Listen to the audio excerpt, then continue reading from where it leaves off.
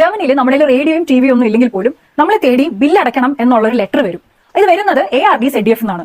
ഓരോ ഹൗസ് ഹോൾഡും അല്ലെങ്കിൽ ഓരോ വീടും 18 യൂറോ മാസം വെച്ച് പേ ചെയ്യണം എന്നാണ് പറയുന്നത്. അപ്പൊ നമ്മൾ പേ ചെയ്യേണ്ട ആവശ്യമുണ്ടോ ശരിക്കും പറഞ്ഞാൽ? ഇത് എല്ലാവരും, ജർമ്മനിയിലുള്ള എല്ലാവരും പേ ചെയ്യണം എന്നാണ് ലോ പറയുന്നത്. ഇത് നമ്മൾ കൊടുക്കുന്നത് എന്തിനാന്ന് വെച്ചാൽ ഈ എമൗണ്ട് പേ ചെയ്യുന്നത് പബ്ലിക് ബ്രോഡ്കാസ്റ്റിംഗ് സർവീസിനാണ് നമ്മൾ കൊടുക്കുന്നത്. അപ്പൊ എന്താ സംഭവിക്കുന്നത്? ഗവൺമെന്റ് ഫണ്ട് ചെയ്യാതെ ന്യൂസ് എല്ലാം നമുക്ക് അൺബയസ്ഡും റിയലും ആയിട്ട് കിട്ടും. ഗവൺമെന്റ് ആണ് ചെയ്യുന്നതെങ്കിൽ അവരുടെ അജണ്ട പ്രകാരം ചിലപ്പോൾ ഈ ന്യൂസ് എല്ലാം മാനിപ്പുലേറ്റഡ് ആവാനുള്ള ചാൻസ് ഉണ്ട്. അപ്പൊ അതൊന്നും വരാതിരിക്കാൻ വേണ്ടി നമ്മൾ തന്നെയാണ് ഈ ബ്രോഡ്കാസ്റ്റിംഗിന് ഫണ്ട് ചെയ്യുന്നത്. അതിന് വേണ്ടിയിട്ടാണ് നമ്മൾ ഈ എമൗണ്ട് കൊടുക്കുന്നത്. ഇനി ഒരു വോൺ ഗമൈൻഷാഫ്റ്റ് അല്ലെങ്കിൽ വേഗ അല്ലെങ്കിൽ ഫ്ലാറ്റ് ഷെയർ ആണെങ്കിൽ നിങ്ങൾ താമസിക്കുന്ന എല്ലാവരും കൂടി ഒരു അക്കൗണ്ടിൽ നിങ്ങൾ പേ ചെയ്താൽ മതി. അപ്പൊ നമ്മൾ ഈ കൊടുക്കുന്നതിനെ ബ്രോഡ്കാസ്റ്റിംഗ് ഫീ എന്ന് പറയും. ചിലവരൊക്കെ റേഡിയോ ടാക്സ് എന്നൊക്കെ പറയുന്നത് കേൾക്കാറുണ്ട്.